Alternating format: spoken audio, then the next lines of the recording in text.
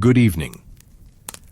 Tonight, I invite you to set aside the worries of the present and let your mind drift backward through time into a world that feels distant, yet oddly familiar. The Renaissance, a time of painted ceilings and candlelit halls, of martists shaping marble into life, explorers crossing oceans, and scholars debating under vaulted domes. It was an age of brilliance, yes, but also an age of rules, and rules that might surprise you, rules that seem curious, even laughable now.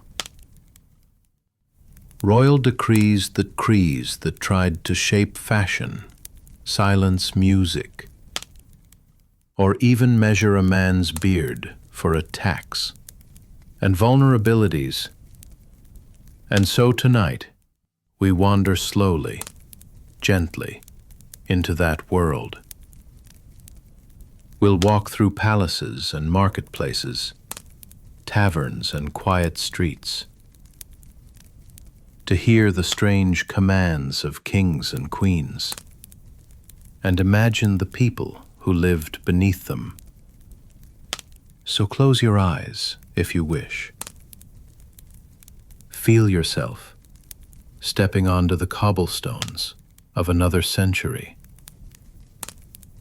and let the oddities of the past become the lullabies of the present. 1. The ban on pointy shoes. Our journey begins in France. Sex 1.5 in the late 1400s. Picture a grand hall in France of the fantastic. Picture a grand hall in Paris. The floor is polished stone, cold underfoot. The ware carries the faint smoke of torches flickering against carved pillars. The Snolls stride in, but look closer. Their steps are strange. Their shoes stretch out before them like arrows, the some so long that the tips curl upward, tied to their knees with golden chains.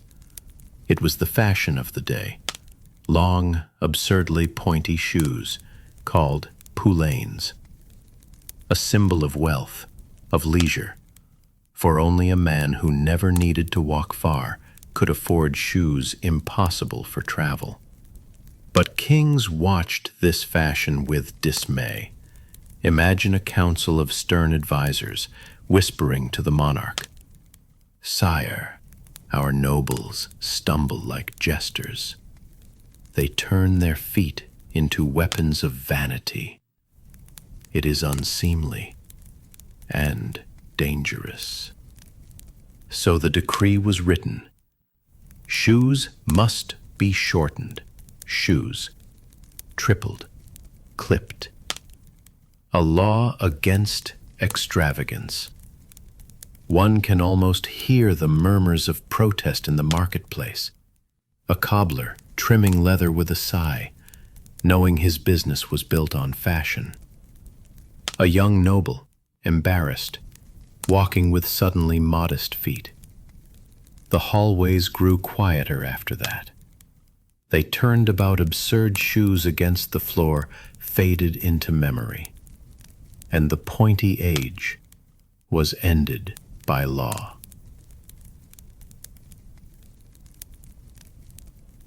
Third Elizabethan sumptuary laws. Cross the sea with me now, into England, sistered.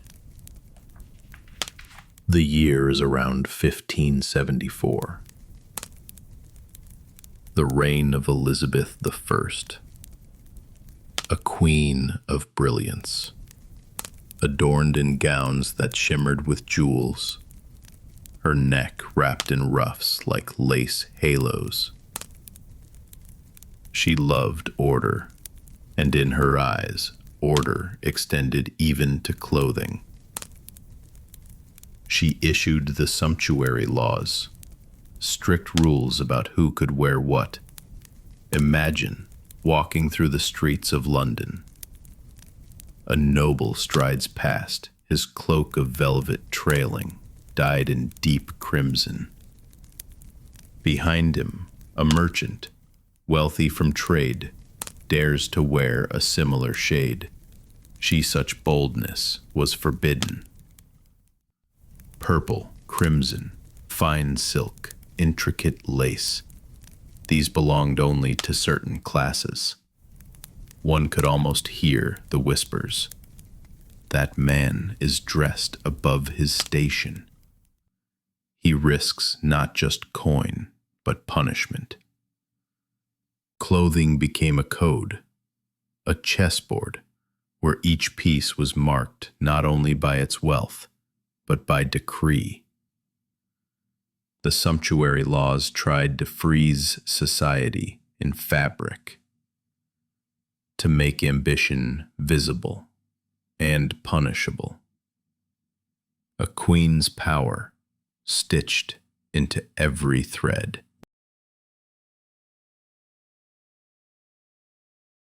Four, the ban on night singing in Florence. Now, let us wander into Florence in Italy. Sex 1.8. The city of Michelangelo, of Dante, of golden light by day. But by night, the narrow streets grew restless. Imagine it, the soft strum of lutes, young men singing beneath balconies, their voices rising to stars. Love songs, laughter, sometimes drunken shouts. The rulers, longing for peace, issued a decree. No singing in the streets after dark. Picture a moonlit alley. A young man stands, his heart full, his fingers plucking a melody. A curtain stirs above as his beloved leans out, smiling in the silver light. But before the song can climb higher, the heavy step of a guard approaches. Enough. The law forbids it. The music falls silent, and the street returns to shadow. In Florence, the art of the day was unmatched. But by night, even music bowed to law. 5. Henri III's banquet rules. Now we return to France, under King Henri III. Henri loved elegance, ritual, the art of feasting. His banquets were grand affairs with golden goblets and tables spread with delicacies. But even he drew a line. Certain foods were banned. The humble frog, for instance, was deemed unfit for royal plates. Picture the kitchen of a royal palace. Steam rises from copper pots. The scent of roasting meats fills the air. A chef lifts a tray of curious dishes, but a steward waves him away. No, by the king's decree, that is not for the table. Strange, perhaps, that kings who ruled empires found time to dictate what could be served at supper. But such was the Renaissance. Power extended from the battlefield to the dining hall. 6. The Venetian mask laws. Now let us glide across water into Venice. Meta, pause, sex 2.0. The city of gondolas, canals, carnival, and masks. Meta, pause, categorized, sex 2.5. Imagine the streets alive with celebration, faces hidden behind painted silk. Meta, pause, sex 3.5. The mask allowed nobles and commoners to mingle unseen, to whisper secrets, to laugh without fear. Meta, pause, secrets 4.0. But rulers feared the freedom of anonymity. Meta, pause, sex 2.0. Computery was dangerous. Meta, pause, sex 2.5. So they decreed masks could only be worn at certain times of year. Masks 3.0. During Carnival, the city blossomed into a festival of disguises. But beyond those dates, to wear a mask was forbidden. Picture a man stepping into the street with a mask outside the season.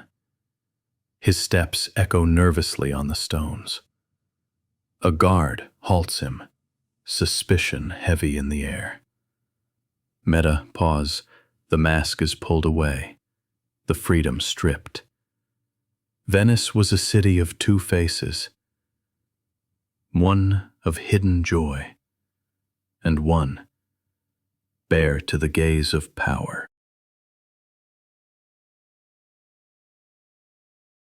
7. Gambling punishments. Our last stop is at the gaming tables of Europe.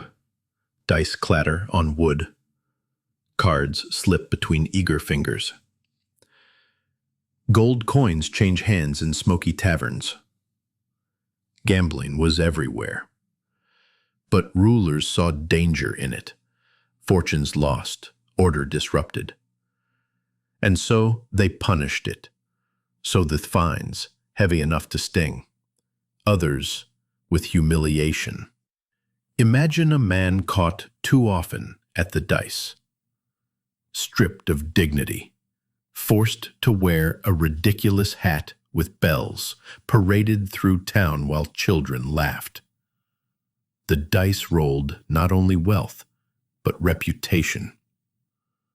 A single night could cost you more than gold. It could cost you your pride.